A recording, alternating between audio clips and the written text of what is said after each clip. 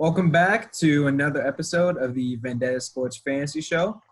I am here with Alex Chick, Chad, and myself, Scott Logush. And we have a good show in for you today, as always. And I just want to start off by saying one quick rant.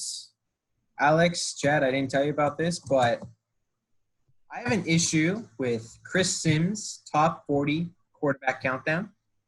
Oh. Mainly because how the fuck do you have Aaron Rodgers ahead of Deshaun Watson, Lamar Jackson, Carson Wentz? Yikes. How do you have Aaron Rodgers at number 3? How do you have basically- Cam Newton at 10? How do you have Cam Newton at 10? He doesn't have a team. Ooh. Exactly. And this whole argument for, placing Brady in the late teens, which that's its own issue. You can take that as it will. But it's like, if he was a top 5 quarterback, the teams wouldn't have moved on from him. Well, Panthers moved on from Cam. I think that means he's not a top 10 quarterback anymore. Oh my gosh. That's terrible. Oh my god, that's a big yikes, man. He also has Herbert's ahead of Tua. These are they should be omitted from the list just because they haven't played. You shouldn't include them because they haven't played. You have Joe Burrow at 26. That's your own issue. You can argue he's better than Dalton, Fitzpatrick, Bridgewater, Minshew, Foles, Keenum, Winston, Taylor, Hill. He also has Hill at 36. He has Taysom Hill at 36. Man doesn't really even – he really hasn't he hasn't played quarterback. He's thrown 15 passes in his career, and you're saying he's better than Tyrod Taylor, and he's better than really good Dwayne passes. Haskins. He's got 15 really good passes. That's a good sample size right there. He's held it up to 36. Sample size. There are 15 right really there. good passes. That's all it is. That's just – he has Phillip Rivers ahead of Josh Allen and Derek Carr. Well, at least he has Carson ahead of Dak Prescott.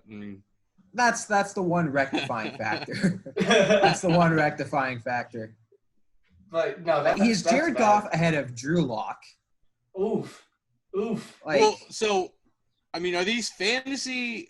No, this is top 40 quarterbacks going into this year. Oh my god! So it's not based on any past achievements, and it's not really based off we only saw Drew Lock. Right. We only saw Drew Lock play 5 games last season. Yes, but it was very good. They were very good games. Yeah. Jimmy G was good. Y'all remember when Jimmy G got traded from the Patriots to the 49ers, and that rest of the season he played really well, and I was big on Jimmy G. So I was I still think Jimmy G's a pretty good quarterback considering. Yeah. So that's my whole spiel. He has Dwayne Haskins behind Trubisky. You can make that debate, but my argument is Trubisky. Oh my god. He's Tua behind Trubisky. No, I don't know. No. Oh, I don't like that at all. He is Tom Brady and Drew Brees ahead of Josh Allen and Derek Carr. Tom Brady, I don't know where the Tom Brady hype is coming from. He was garbage last year. He was absolutely terrible. I feel like the whole, Tom Brady, when you think of Tom Brady, you're like, okay, he's one of the best quarterbacks ever. A lot of people say he's a GOAT. I don't.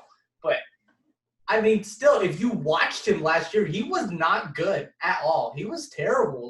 The Patriots weren't all, on both sides of the ball, they weren't good. It was because of the defense. The defense kept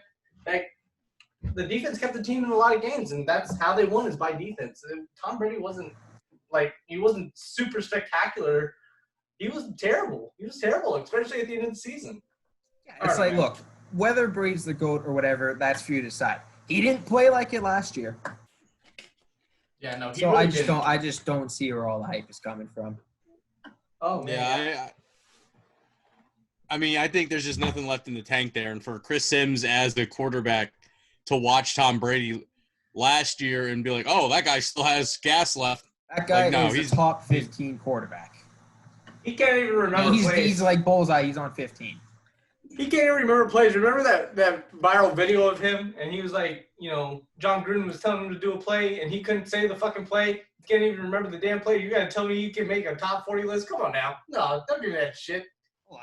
You can say Brady's a top 40 quarterback. I have no issue with that. My issue is you have him. My issue is you have him ahead of Derek Carr. Derek Carr played better than Tom Brady did last year. Alex, I'm not a Raiders fan, but I'm still saying this. So yeah, and then it's a completely fair take. Yeah. And then it's like my biggest issues are with Aaron Rodgers at number 3 and Cam Newton. That's my biggest issue with this list. I think Aaron Rodgers is a really good quarterback. I just don't think he has the weapons. He's not better than Deshaun Watson. No, I wouldn't. Not at this age. In his prime, I would say he was. That's what I mean. Because this isn't past year. This is going into this year. Yeah, then I would definitely put – because Deshaun Watson's about to enter his prime, and you know what? He's balling out. It's fucking crazy. With no offensive line help whatsoever. I know. Anyway, so get that little spiel out of the way. And hey, we're straight. No, we've been through this episode. It's like, oh, wait. It was funny. I wanted to say that earlier, but you went right to your right. I was like, okay, I'm going to say it later, though. But, yeah. All right, yeah, no. So we're going to our first topic, Cakewalk Calendar. Player that you are particularly high on because their schedule is a bit of a cakewalk. And so we have one player for each position: quarterback, running back, wide receiver, tight end, and defense. So Alex, if you want to start us off. Okay, we'll start with quarterbacks, I guess. I was always big on this guy, but I like him a lot more because of the schedule. It's Matt Stafford, and for context, I look at the playoff weeks. I mean, because all you have to do is make the playoffs.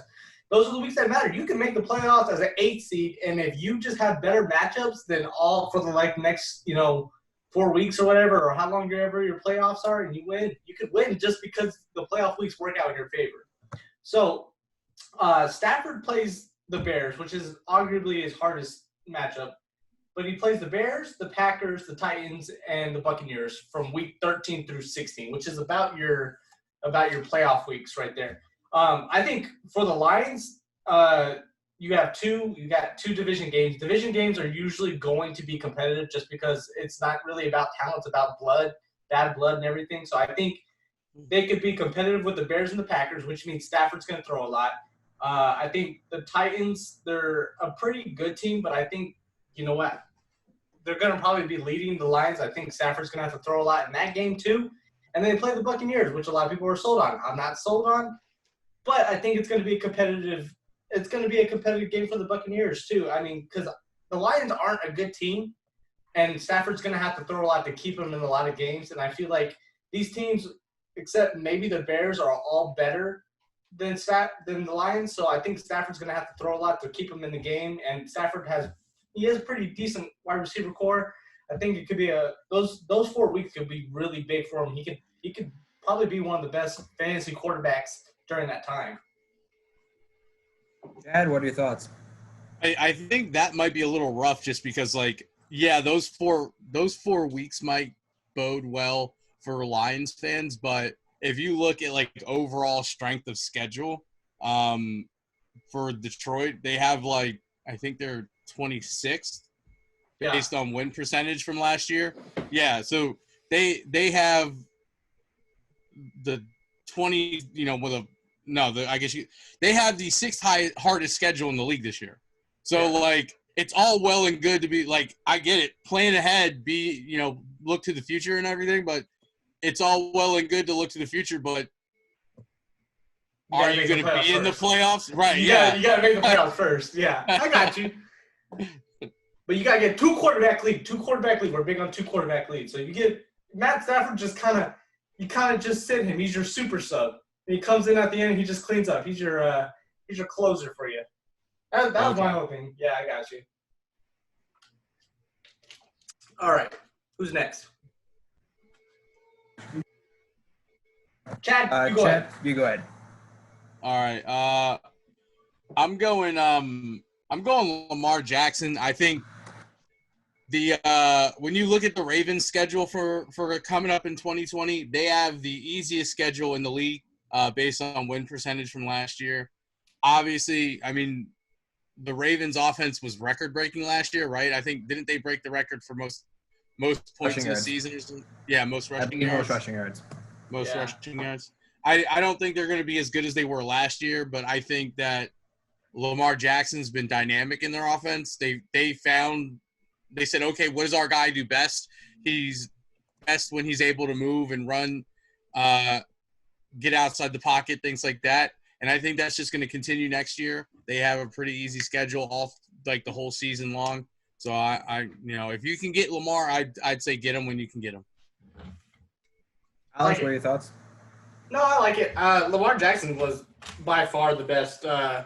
He was the best fantasy option last year, and so I think that will slow down a little bit, but I still think he has a chance to be one of the best anyway, schedule or not. So I mean, and if Chad's saying that his schedule's even easier this year, easiest in the schedule, hell yeah, get Lamar Jackson, man, because if you can get him, you have a really good chance to win your league. I also really like this pick because when you look at the main playoff weeks being week 15 and 16 of the regular season, they're playing the Jags and they're playing the Giants. Those are two really shitty defenses. Yeah. Like, we're talking about, defensive matchups for the playoffs. This is perfect for Lamar Jackson because those are really shitty defenses. And if a defense is bad, they're going to be running. But Lamar Jackson is one of the biggest parts of that Baltimore run game. So he's still going to be picking up yards. So good pick, Chad. Thanks. All right. I'm going with Josh Allen, quarterback for the Buffalo Bills. And this is mainly in part of that division isn't as strong as it was because the Jets' defense is still bad. The Dolphins' defense gone better, but they don't have a pass rush. And the Patriots have gone much, much worse. And also, when you're looking ahead into the playoff weeks, they play the Broncos where they don't have a number one corner. They have A.J. Bouye, but we don't know which one we're getting. Are we getting the one like from the Jags when they went to the AFC Championship game? Or are we getting one from last year? Not as good. And also, they play the Patriots, which, again, Patriots, they have this whole thing like, oh, we're the big, scary Patriots. But they've gone much worse. Their defense has gone much worse. And I just don't see them being that good. And then Josh Allen is going to be able to take advantage of that with his arm and especially with his legs. Chad, what are your thoughts? I like the Josh Allen pick. I think they went all in on Josh Allen this offseason. They obviously traded for Stephon Diggs. I think, like you said, their division's a little bit weaker. I mean, I don't know as far as like the Patriots are concerned. I don't think the Patriots defense has gotten that much worse. I think obviously as a team, the Patriots aren't as good because we don't know who their quarterback is going to be yet. But I wouldn't necessarily say they have an easy schedule, but I do like Josh Allen for fantasy next year. I'm gonna save my explanation for a little bit later for the second segment because that's actually it's a little bit different from mine. All right. We'll go into that next time or to the next segment. All right. You want to give us your running back pick, Alex? Okay, my running back pick, and it's funny that Trey isn't here because Trey would love this, but I am big on Nick Chubb this year. Nick Chubb is, I think they're going to put they're going to give him a lot of touches. They're going to give him a lot of running yards, a lot of carries and everything. And looking at week 13 through 16, like I said, most of the time, 15 and 16 are going to be your playoff weeks, but 13 and 14, if you play in bigger leagues, you might play those. But they play the Titans and the Ravens, those are their harder matchups. But then they play the Giants and the Jets in week 15 and 16. And is Scott saying those are your championship weeks right there? That's money. That's money because, first of all, Jets and the Giants are not good, okay? And that just gives the Browns more reason to not throw the ball. If you try to milk the clock. If you're playing against bad teams, you try to milk the clock, get the game over with because you're already going to win. They're going to give the ball to Nick Chubb most of the time during that game. And you know what? Nick Chubb is going to flourish, and he's going to have a shit ton of points in the playoffs. So I got Nick Chubb right there for my cakewalk running back. Chad, what are your thoughts? Yeah, I can agree with Nick Chubb. I think they're the AFC North. I think they're their division. I think there's some holes defensively as far as the run game is concerned. I think they have overall good defenses, but I just think running wise, that's kind of a lack of focus for them. Mm-hmm. The Steelers in that division, they run a 3-4. They're usually not that good against the run. Actually, I think all of the defenses in that division run a base defense. So Bengals, Yeah, I believe, are 4-3. oh, okay, but they Yeah. suck, so it doesn't the matter. They suck. Their defense is gonna suck anyway. Yeah. Their defense is gonna suck. So But yeah. I like it. All right, I really like this pick, and this is also because that was my pick too. Oh, And sweet. it's mainly for those playoff weeks. You're playing the Giants and the Jets, who, A, they're just bad teams in general. B, they are very bad defenses. So Browns are going to be up early. They're just going to run the ball, milk the clock, keep churning yards with Nick Chubb. Going to get a couple touchdowns just from the sheer amount of carries.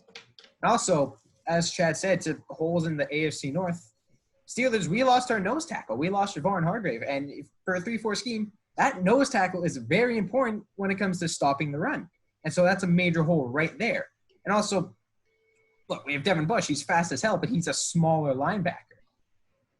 And so I love Devin Bush, but he's just a smaller guy. And when it comes to the running game, you need big on big, because if you don't have a good nose tackle, those linebackers, they're not going to be getting off clean. They're going to be fighting through offensive linemen to try to make the tackle. And so Nick Chubb, he's just a brilliant pick. Nice one, Alex. Sweet. Chad, you want to give us yours? For mine, I hate saying this because he's a fucking Cowboy. But for mine, I'm gonna go with Zeke Elliott. When you look at the Cowboys' schedule, it doesn't actually really hold up just because of who they play. If you look at the schedule, a lot of the teams that they played as far as fantasy points per game last year, running backs fantasy points per game, a lot of those teams were actually didn't give up a lot of fantasy points to running backs. But strength of schedule wise, I think the Cowboys have like the 4th or 5th easiest schedule. And what's good with that is that the Cowboys, they're trying to run the ball. They're trying to feed Zeke the whole game. All they need to do is get one touchdown, and that's going to skyrocket his carries through the roof. So playing teams that don't necessarily give up a lot of running fantasy points to running backs, but in general don't win that much, I think that's where his value is going to come in, because it's just going to put the ball in his hands more and more. I dig it. I dig See, that. I like that pick. It's just the one thing when you look into those playoff weeks, week 15, they play the 49ers, and that's a scary defense. So that's one thing that concerns me. And then next week they play the Eagles. The Eagles still have a good defense. Health is going to be a bit of a question because we saw that happen last year. But they have a really good defense when healthy. So those 2 playoff weeks were scaring me. But overall, looking at the schedule, they play the Redskins twice. They play the Giants twice. They play the Cardinals. Cardinals don't have a great defense. They play the Bengals. As you said, within the AFC North, Steelers, they have a hole at nose tackle. That helps the running game. Chiefs, no, that's preseason. Falcons, they don't have a great defense. Seahawks, they were known for their defense, but looking at their defensive line, it doesn't scare you. Yes, they have Bobby Wagner, but that's one player. And so overall, I like the pick. It's just those 2 fantasy playoff weeks are what scare me. But week 17, you wrap up against the Giants. I know, but week 17 really isn't a factor in fantasy. Hopefully, but yeah, maybe some leagues do though. If your league goes into week 17, if some league goes into week 17, you're set. You're set. Yeah, that's set. It. Your championship game, you're easy. That's easy. You're set. So I took your running back, right? So we're gonna go ahead and go into wide receivers. Yeah, we're going straight to wide receivers. Go ahead, Alex. Sweet. Okay, mine, and you actually don't really like this pick. I don't think you will. Mine's Allen Robinson though, from the Bears. Of course it is. He's the number 1 wide receiver there. There's really no one else that I really would want to throw to. If I was, a quarterback in Chicago, which thank God I'm not, but they play the Lions, they play the Texans, they play the Vikings, they play the Jags. All of those teams don't really have good defenses, but the Bears are not good themselves. So I feel like these games are all going to be competitive against not really good defenses. And I think Allen Robinson's going to benefit the most from that because, he's the only one that's going to be really getting the ball. And you know what? All those games are going to be, I think they'll actually be pretty close games, if not, the Bears behind. So except for, but like week 13 is the Lions, week 14 is the Texans, and then 15 and 16 are the Jags. I think the Vikings will be competitive, but I think the Jags will be a blowout. So maybe in the championship week is where it kind of gets shaky for Allen Robinson, but the other 3 weeks, I mean, for just to advance in the playoffs or, last week key games for seeding or just trying to make the playoffs, I think Allen Robinson really just he'll stand out right there. Chad? No, I like the Allen Robinson pick. I mean, I don't really have – I pretty much agree with what Alex said, so. That works for me. All right. Nice and easy. Yeah. About this pick, if Nick Foles is the quarterback, it's a good pick because Allen Robinson is a good contested catch wide receiver. And when Philadelphia won the Super Bowl, Nick Foles, he was taking shots and he was letting his receivers go up, get the ball, make a play. So if we see that again, I can definitely see Allen Robinson being a good pick. Hey, even if it's Mitch, though. Mitch started all games last year. And Allen Robinson still has like 150 targets. He didn't start every game last year. I thought he did. He missed a couple. Yeah, whatever. Well, Close enough. he got pulled also for a couple, too. He got pulled. Oh, did he? No, he got hurt. That's why. Yeah, he got hurt, Chad. He got hurt. He got hurt against the Rams. He got hurt after Matt Nagy told him to shut the fuck up on the sideline. Right. His pride was hurt. That's what it was. His pride was hurt. Yeah. I don't know. Even if Mitch is – I don't think Mitch will be starting at that point, but even if he is, I mean, Mitch and Allen Robinson, he's going to throw to Allen Robinson anyway. I don't care who's that quarterback. Allen Robinson's probably going to get the ball. So that's my whole thing on that, though. Solid pick. Chad? I went with Keenan Allen with the Chargers. I know there's – like as far as quarterback is concerned, that's a little bit up in the air. You got Justin Herbert, Herbert coming in as a rookie. Tyrod Taylor, who we've seen flashes out of Tyrod before, but he hasn't really done a whole lot for an entire season. But I think when you look at the schedule for the Chargers, 7 of their games are against teams that were in the top 10. As far as giving up points to fantasy receivers last year. So I think that really bodes well for them. I mean, they have a ton of number 2 guys in San Diego. LA. They draft whatever, same thing. It's still San Diego. Chargers are Chargers. Y'all know what I meant. But anyway, I mean, as far as their receivers are concerned, they have a bunch of like number 2 guys. They drafted Mike Williams a couple years ago. It looks like they're always constantly just drafting a wide receiver, trying to find their number 2. But Keenan Allen's their clear number 1, even though he's like 35 at this point. But I think that the fact that they play so many teams last year that gave up a ton of fantasy points to wide receivers, I think that really bodes well for them, no matter who their quarterback is, whether it's Taylor or Herbert. Solid. Alex, do you have any thoughts? I don't like the Chargers, and I don't like Keenan Allen. And do you have any non-biased thoughts? Well, not non-biased thoughts. Those 7 out of 5 or 7 games or whatever, I know 2 of them were the Raiders because they are. The Raiders were fucking terrible on defense. I could tell you that right now. He's not 35. He's only 28. But I don't know. I can't. I understand Keenan Allen's the best. He's the number 1 option. But Mike Williams, he's okay. Hunter Henry's coming. He's going to hopefully be there for the whole season. And I still love Austin Eckler. So I don't know. It's hard for me. I don't like the Chargers. I try not to have any opinion about the Chargers except they suck. But it's a good. Keenan Allen's a really good fantasy wide receiver for what it's worth. So he's going to be the number 1. He might get the ball though all the time throughout the whole season. So I think that much is clear. So it's a pretty good pick in my opinion.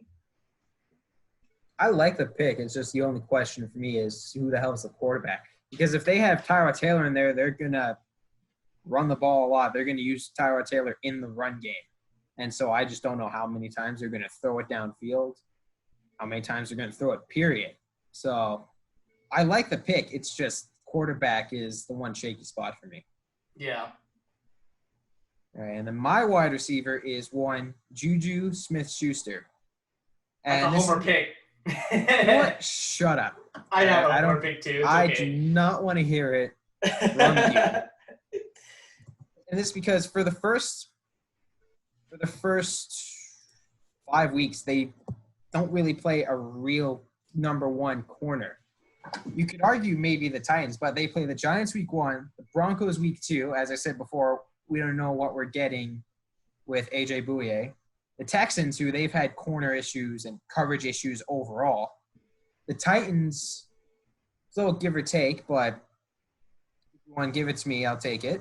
But then the Eagles and Darius Slay, that is the one game that kind of has me concerned, and because Darius Slay, he's just a great corner. When you go ahead to the fantasy playoffs, they play the Bengals and then the Colts. The Bengals just suck overall.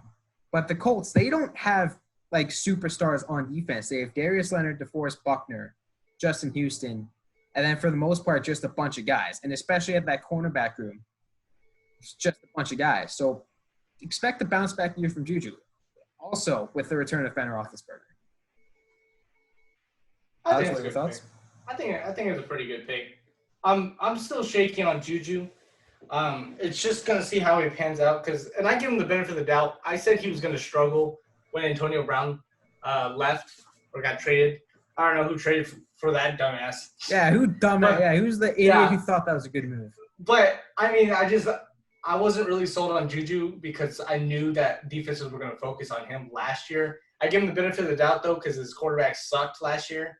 So this year, I feel like it's going to be a real good year to test how good Juju really is, fantasy or just in the NFL, because he's going to have most of the defensive pressure on him. But as far as his schedule's looking, I think that's a pretty good analysis of how his schedule's going. So if he can rise up to the challenge, it might be a really good pick, honestly.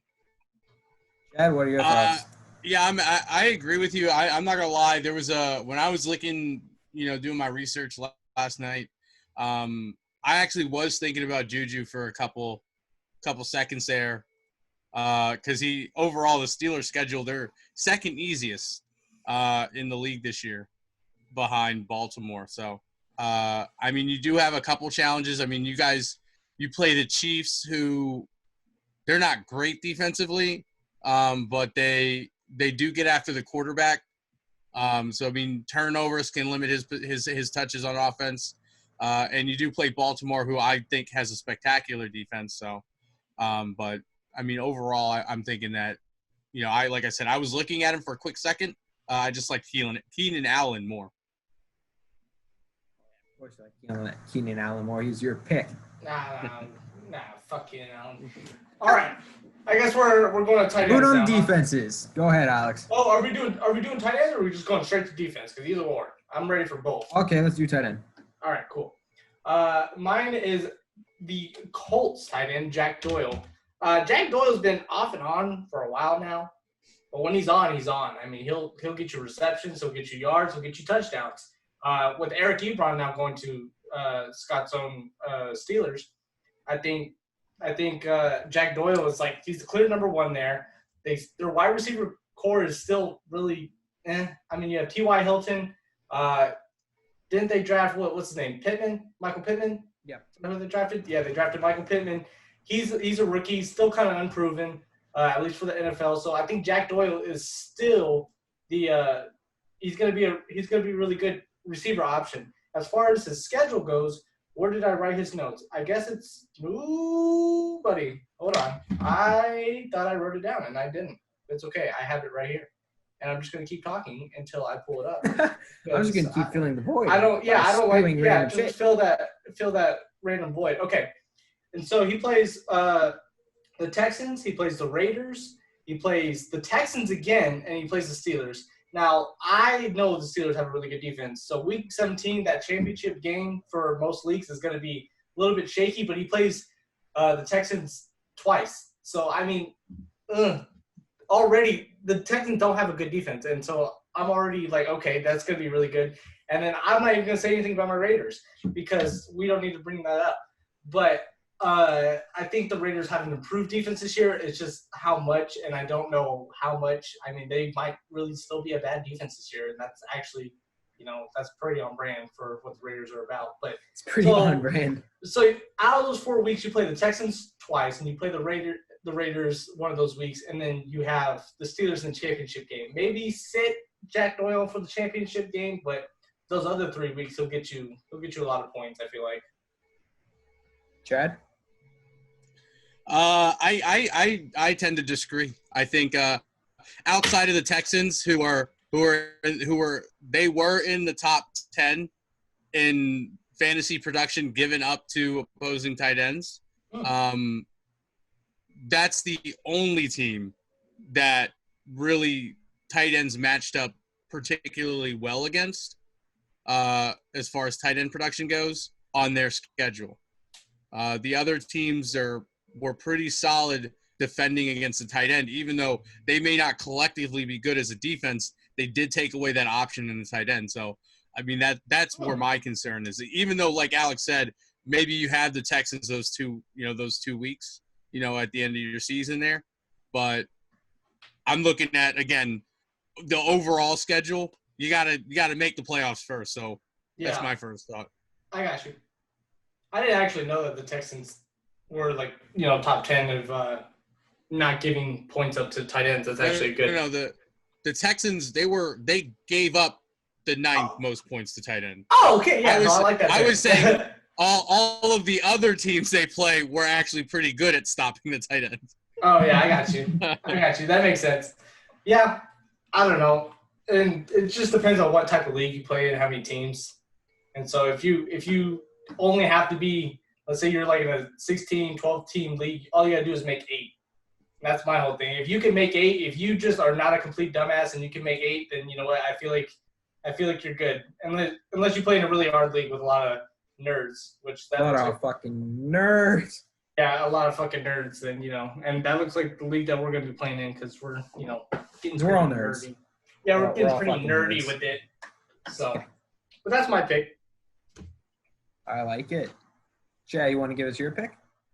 Yeah. This is gonna seem like a homer pick, but I promise you it's not. I've done the analysis. Both of the Eagles tight ends, whether it's Ertz, whether it's Goddard. If you can get one of them, you're solid. I've talked about it before. Zach Ertz, yeah, he's your primary tight end in that Eagles offense, but the Eagles absolutely love Dallas Goedert. They design plays for him. They want to get him the ball because he's really good with it out in space. So either one. I mean, obviously you may prefer Zach Ertz because, again, there's going to be times where Dallas Goedert's coming out the game, but for the most part, and there was that Falcons game last year is a prime example. Everybody went down, and Zach Ertz played like the entire game. He didn't miss a single snap. So maybe you prefer Ertz over Goddard. But anyway, the reason why you want to get your hands on these Eagles tight ends is because the division that they're in. Every team in the NFC East was ranked in the top 10 as far as fantasy points given up to opposing teams for tight ends. So you have the Cowboys, Giants, and Redskins. Those are 6 of your games right there this season, and those teams give up a ton of fantasy points to tight ends. You also have Seahawks are on that list. You play the Seahawks this year, and I got to double check their schedule to see who else they play. Terrible Eagles fan. I should have this memorized. Yeah, I know. The Cardinals are on that list as far as, giving up points to fantasy tight ends. And you can also say, no, they don't. The Saints aren't there, but I thought they were. But anyway, so that's 8 games next season where 10 team or that's 8 games that you're playing next season where you have teams that are in the top 10 as far as giving up points to fantasy tight ends. So I if you can get your hand on the Eagles tight end, I would definitely do it. Alex? I like that. Until you made that point, I was just going to make the point that with them being the top 10 for giving up points to tight ends, the Cardinals and the Cowboys are week 15 and 16 for the Eagles. So, I mean, those are prime playoff weeks. I'm all about the playoffs. But even with all the other games of their schedule, yeah, I mean, they're not only going to help you in the playoffs, but they're going to help you in the regular season to help you get to the playoffs as well. I like that pick. It's just with the Cardinals, they drafted Isaiah Simmons, And so I feel he'll be able to cover at least one of those tight ends. Right. Well, they're not going to be able to cover both, but at least one. Right. I did take that into consideration, but either way, I still even if you take the Cardinals off the schedule, you still have 7 of your 16 games prime matchups as far as tight ends go. Well, and even then, like Isaiah Simmons can only take away one. He can't take away both. Right. So good pick. Sweet. Maybe he can. He's fast as hell. Who knows? Yeah. Fast as fuck, Right? boy. I don't know. All right, and I guess it's on you now, Scott, huh? Yeah, you guys were talking about homer picks. This is a homer pick. Eric Ebron. Oh, my God. Here we go. You got 2 Steelers, man. All right, go ahead. You know what? Deal with it, all right? Okay. This is mainly because I feel he's going to be the number 1 tight end over Vance McDonald. Vance McDonald, he's had health issues in the past. He's not that good. He's solid, but he's not that good. Eric Ebron, that year with Andrew Luck, he was great. And you saw a drop-off last year mainly because that was a massive drop-off at the quarterback position. And also, Ben Roethlisberger, he loves throwing to his tight ends. Look at what he did with Heath Miller. And also, for the fantasy playoffs, they play the Colts and the Bengals. Like I said before with the Colts, they don't have a lot of superstars on that defense. They're well coached, and their players are solid role players, but they don't have that one major superstar that can really turn the tide and make a difference. And as for the Bengals, they just suck in general. So I feel any offensive player who lines up against them is primed to have a good week. Alex, what are your thoughts? I think it's good. As far as the playoff weeks, it's definitely a point to be made because you said the Bengals and the Colts, and I mean the Colts they have a decent defense, but like you said, no really big superstars. Bengals. The only problem I have with the Bengals is if the Steelers get ahead early, they're not going to need the tight end. They're just going to be trying to run the ball. But you know what? It's a division game. You never know what's going to happen in a division game. They can keep it close. They can win. I think the Bengals beat the Steelers last year, didn't they? No, they beat somebody. Who won? I don't know, but they beat somebody. But they beat the Browns. It might have been the Browns. They beat the Browns last week of the season.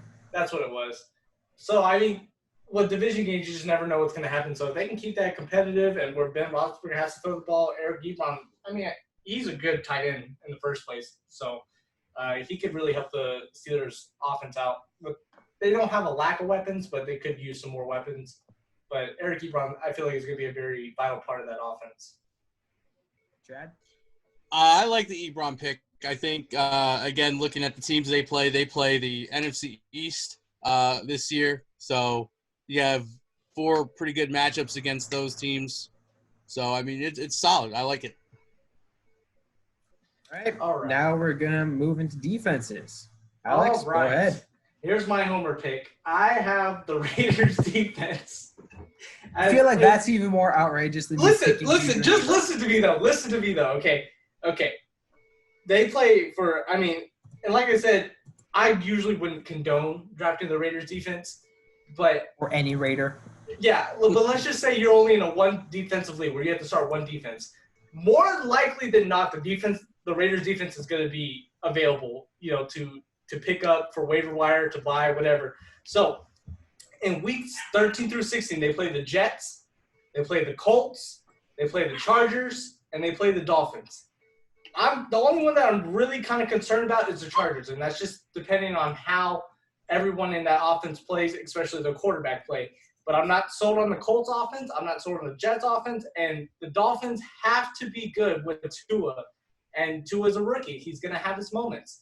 But, I mean, if you add all 4 of those up, the Raiders defense doesn't have to look at the teams with the most offense. They don't have to deal with the elite offenses of the league. They only have to deal with the Chiefs twice a year.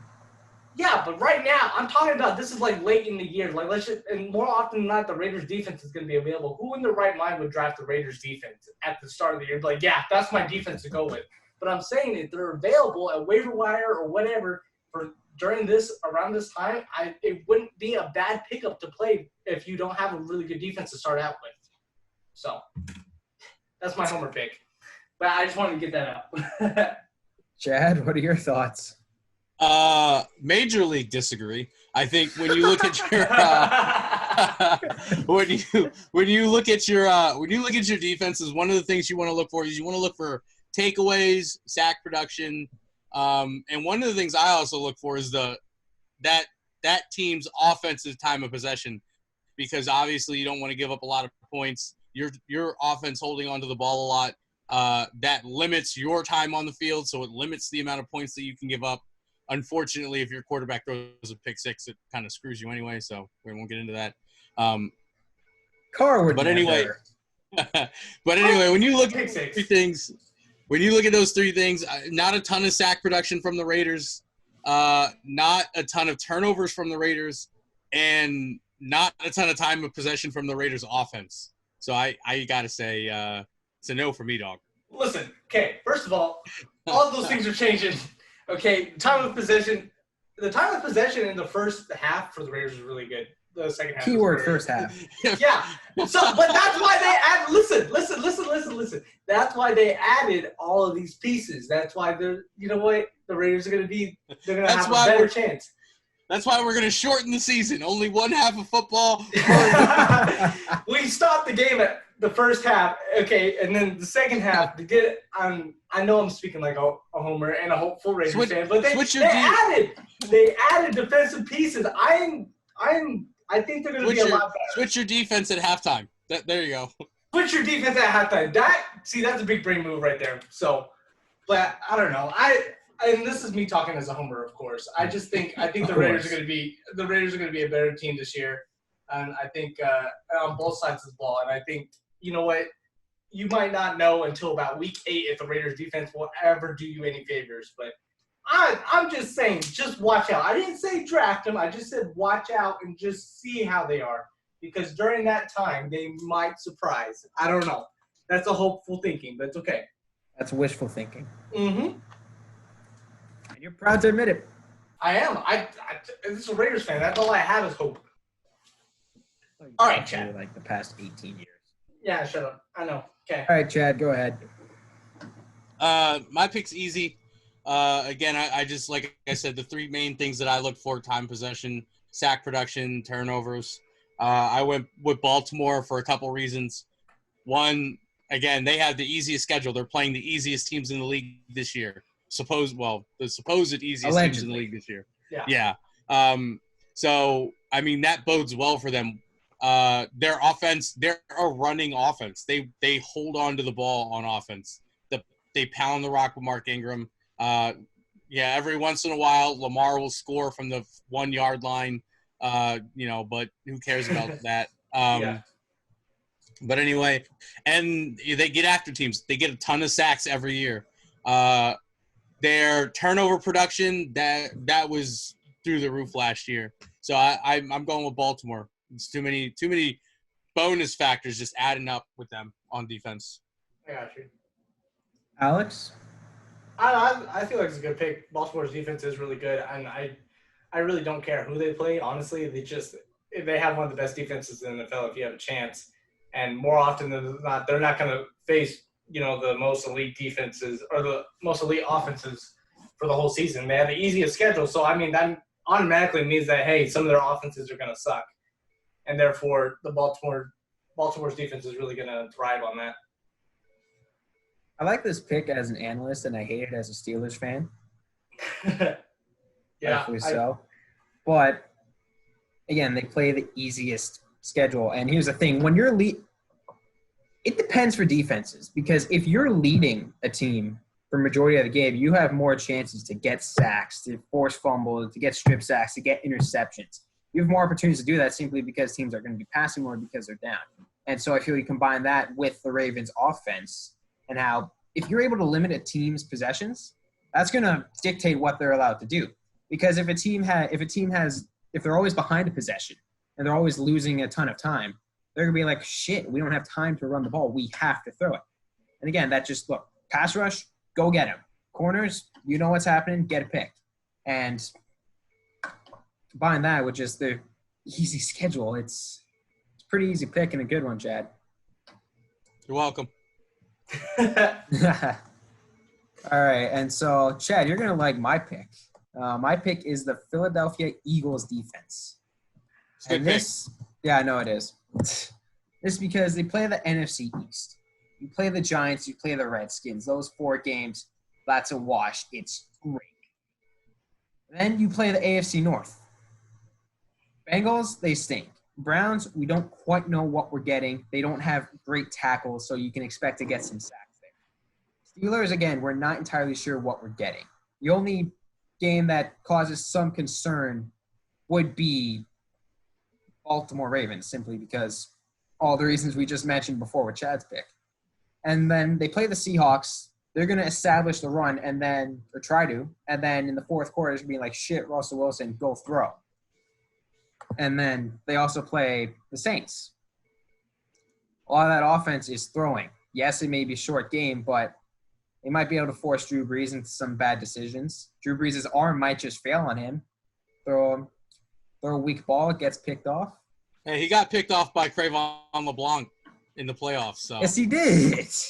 Trayvon LeBlanc was like selling cars the week before. Now all of a sudden he's picking up Drew Brees. Yikes.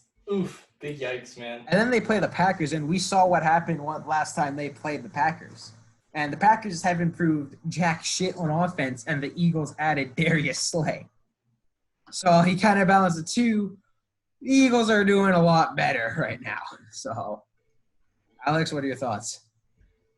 Actually, I'm already going to just tell you this now. He's on my death walk. The Eagles are on my death walk. But that's Jesus. just because – I know. It's just because of really that Week 15 and Week 16. They're going to get you – they'll get you a playoff berth for sure. But when you come to Week 15 and Week 16, they got the Cardinals and they got the Cowboys. Cowboys is always going to be the Cardinals' offensive line. The only problem with that, though, is Kyler Murray can run. And they have DeAndre Hopkins. Yes, you have Darius Slay probably covering DeAndre Hopkins, but that's going to be a fun matchup. Yeah, that's a hell of a matchup. And I mean, Kyler Murray is still he's dynamic as ever. They still got Christian Kirk, Larry Fitz. I like everything they have on the Cardinals except for their offensive line.